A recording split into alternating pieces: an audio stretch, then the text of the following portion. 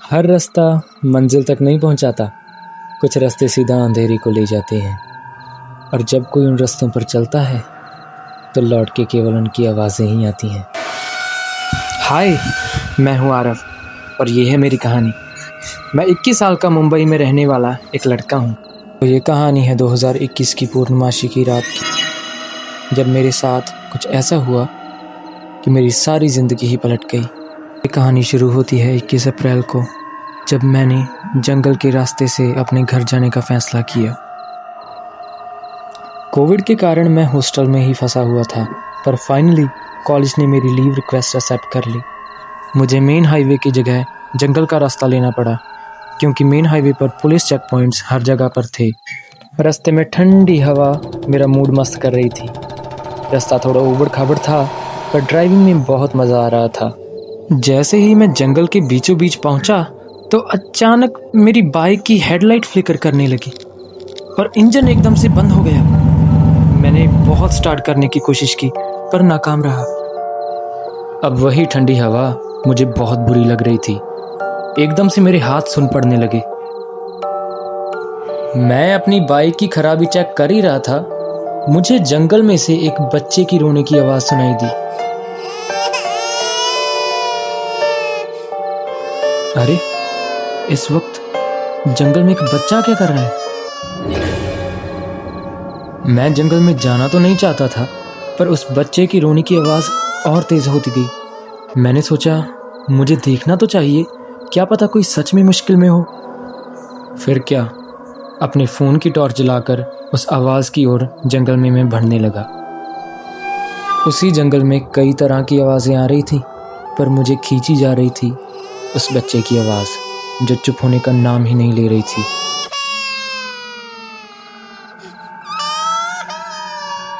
मैं चलता गया और जब मैं उस आवाज़ तक पहुंचा तो वो आवाज़ एक झाड़ी से आ रही थी। मैंने झाड़ी को हटाकर जब देखा तो मेरा दिल धड़कना बंद हो गया। मेरी आंखों के सामने जैसे अंधेरा छा गया हो। मैंने अपनी ज़िंदगी में ना तो ऐसा कुछ देखा था और ना ही ऐसा कुछ सुना था। हाँ, झाड़ी के पीछे कुछ नहीं था, कुछ नहीं।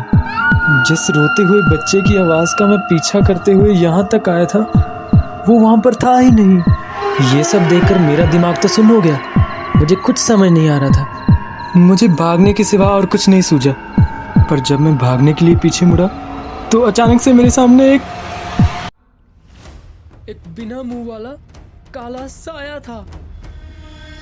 ना तो उसकी आंखें थी और ना ही मुंह, मानो किसी अदृश्य शरीर पर कपड़े टंगे हों। मैं बेजान होकर एकटक लगाकर उसको देखता गया। मेरा मन उसी पल वहां से जाने को कह रहा था, पर मेरा शरीर हिलने को तैयार नहीं था। जैसे किसी ने 100 टन भार मेरे पैरों के साथ बांध दिया हो। मैं शौक में था और ऐसा कुछ देखने के बाद जोर से चीखना चाहता था, पर मेरी जीभ मानो मेरे मुंह में ही जम गई हो। जो हो रहा था उसे समझना मेरे बस में नहीं था और ना ही मैं समझना चाहता था। मैं तो बस यही प्रार्थना कर रहा था कि ये एक सपना हो और अभी मुझे कोई आकर जगा दे और जल्दी से जल्दी ये पूरा सपना टूट जाए। पर मेरी ये उम्मीद नाकाम थी। ये कोई फिल्म नहीं थी कि एक चुटकी से सारा सीन बदल जाए। मेरे कान ठंड से सुन्न पड़ गए थे, पर अचानक से वो बच्चे की आवाज़ फिर से मेरे कान में सुनाई दी और अचानक मुझे फिर से होश आया और मैं ना कुछ सोचे समझे उस साए से दूर भागने लगा। मेरा बैकपैक वहीं कहीं गिर गया, पर पीछे मुड़कर उसे वापस लाने का रिस्क मैं लेने को तैयार नहीं था। मैं अंधाधुंध होकर भागा, पर मैं भी किससे मजाक कर रहा था। एक बिल्कुल हूबहू साया आगे मेरा इंतज़ार कर रहा था। मैं चाहे जिस दिशा में भी भागता, वो काला साया मुझसे पहले वहाँ मेरा इंतज़ार कर रहा होता। अब वो 2 से 4, 4 से 8 और पता नहीं कितनी संख्या में इकट्ठा हो गए। मैं उन काले सायों से अब बुरी तरह घिर चुका था। भागने का तो सवाल ही नहीं पैदा होता। मैं जोर जोर से चिल्ला रहा था, बचाओ! अरे कोई है, बचाओ मुझे, माँ! चीख चीख कर मेरा गला बैठ गया। पर मुझे बचाने कोई ना आया। तभी उनमें से एक साया मेरे करीब आया। मैं पीछे हट रहा था, पर मेरे पीछे वाले साए भी मेरी तरफ बढ़ने लगे।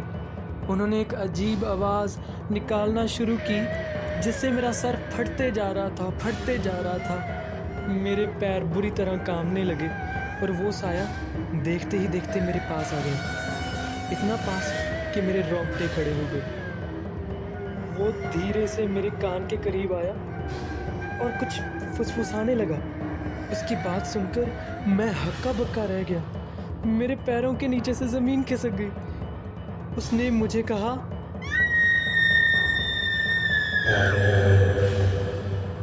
बच्चे को बचाओ, बच्चे को बचाओ। क्या वो मेरा नाम जानता है? और वो किस बच्चे को बचाने की बात कर रहा है? मुझे कुछ समझ नहीं आ रहा था, और ऊपर से उन सायों की डरावनी आवाजें मुझे अंदर तक झंझोड़ रही थी। मैंने अपनी पूरी ताकत इकट्ठा करके उस साय से पूछ ही लिया, क्या तुम मुझे जानते हो? तुम्हें मेरा नाम कैसे पता? तो साय ने मुझे एक अजीब जवाब दिया, हम सबको जानते हैं, बल्कि सबका सब कुछ जानते हैं। हम भटकती हुई शुद्ध चेतना है। मैं और तुम एक ही तो हैं। जवाब बहुत ही अजीब था। तो क्या ये प्रेत आत्मा है? मुझे ये तो समझ आ गया था कि ये कुछ सुपरनैचुरल शक्तियां हैं, पर ये आखिर मुझसे क्या चाहती हैं? तो अचानक उस साई ने मेरे सर पर हाथ रखा, और उसी पल जैसे मैं कहीं और पहुंच गया हूं, मुझे अजीब तस्वीरें दिखने लगी। एक कब्रिस्तान, बहुत बड़ा अग्निकुंड, एक शैतान की भयंकर मूर्ति, एक बच्चा और एक तांत्रिक। एक ही झटके में मैं अपने शरीर में वापस आ गया, और उस साय ने फिर से कहा, बच्चे को बचाना होगा, 12 बजे से पहले बचाओ। उसने इतना कहा ही था कि उन सब के गलों में लोहे की मोटी जंजीरें पड़ गई और उनको बेरहमी से घड़ीसने लगी। अरे ये क्या? मैं घबरा गया। वो जंजीरें जंगल के बीचों बीच से आ रही थी। सारे साए जोर से चीखने चिल्लाने लगे, और वो साया भी चीख रहा था, बचाओ, बचाओ। चिल्लाते हुए वो जंगल की ओर खींचे जा रहे थे। पता नहीं मेरे मन में क्या आया, मैं भी उनके पीछे भागने लगा। डर तो बहुत लग रहा था, पर ये जो कुछ भी उस साय ने मुझे एक पल पहले बताया, वो अभी तक मेरे मन में चल रहा था। मैं हाँफने लगा, पर पीछा नहीं छोड़ा। वो जंजीरें उन्हें और मुझे उसी कब्रिस्तान में ले आई जो मैंने कुछ देर पहले ही उस विजन में देखा था। सारे साए उस बड़े से जलते हुए अग्निकुंड में जा गिरे और तड़पने लगे। बहुत ही डरावना मंजर था। तभी वो विजन वाला तांत्रिक मुझे नजर आया। वो जोर जोर से हंस रहा था। आज तुम्हारी अंतिम रात है। ऐसा कहकर उसने अपनी पोटली से एक छोटे बच्चे को निकाला। वो बच्चा मुश्किल से कुछ महीनों का होगा और देखने को बेहोश लग रहा था। बच्चे को उसने पास वाले हवन कुंड के पास रख दिया और शैतान की मूर्ति के पास जो तलवार पड़ी थी उसको उठा लिया। वो काले साए बहुत बुरी तरह चिल्ला रहे थे। मैं ये दर्दनाक मंजर एक पेड़ के पीछे छुपकर देख रहा था। जैसे ही वो तांत्रिक तलवार लेकर बच्चे की ओर बढ़ने लगा, तभी मेरे कानों में फिर से उस साए के वही बोल गूंजे, बच्चे को बचाओ। वो तांत्रिक जोर जोर से मंत्र उच्चारण करने लगा।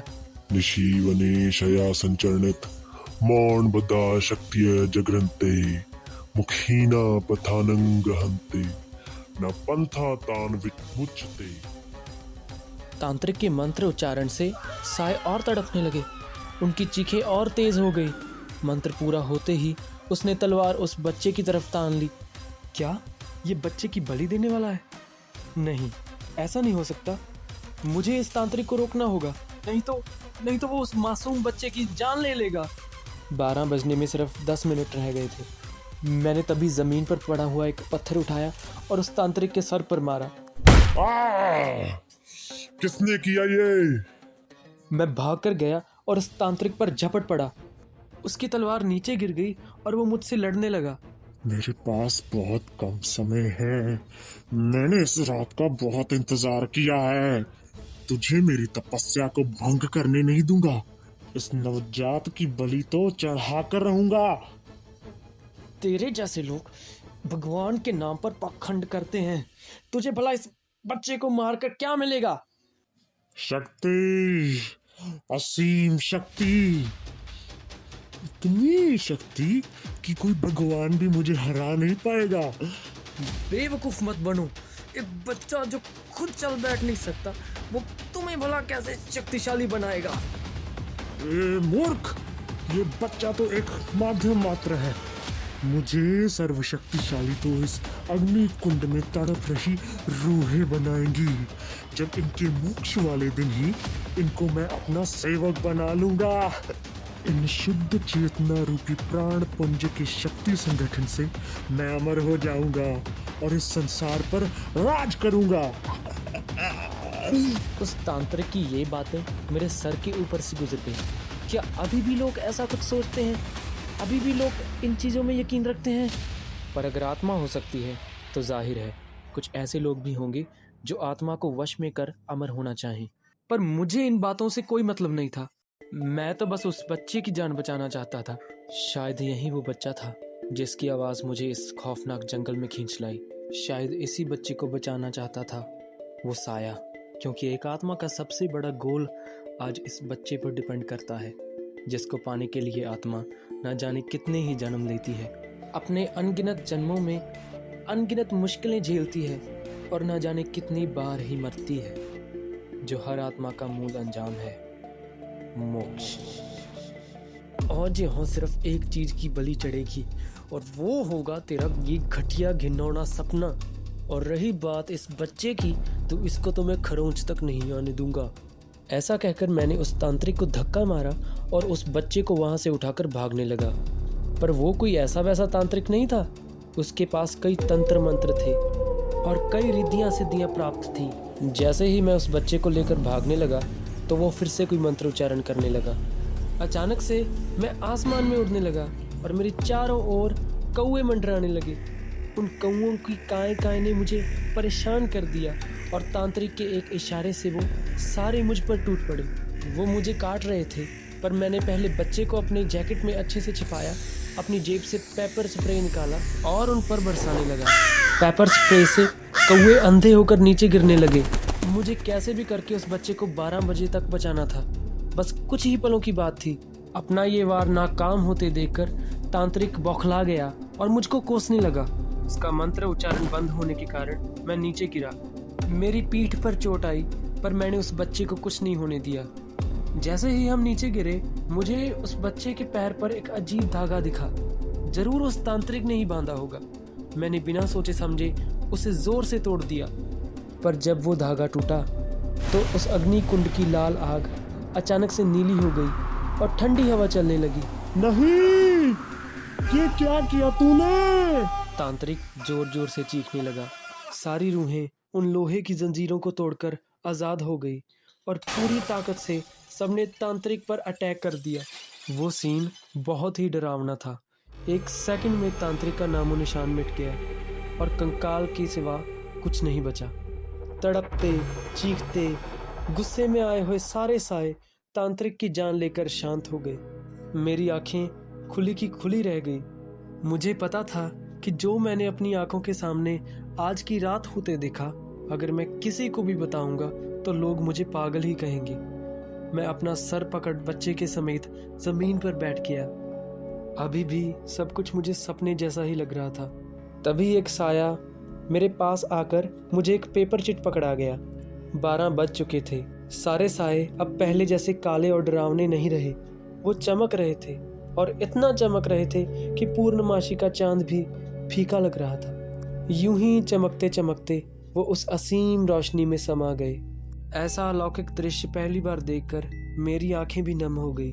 पर जब मैंने होश में आकर वो चिट खोलकर देखी तो वहां उस बच्चे के घर का एड्रेस लिखा था और लिखा था, धन्यवाद आरव, फिर मिलेंगे। अरे, इसका भला क्या मतलब हुआ?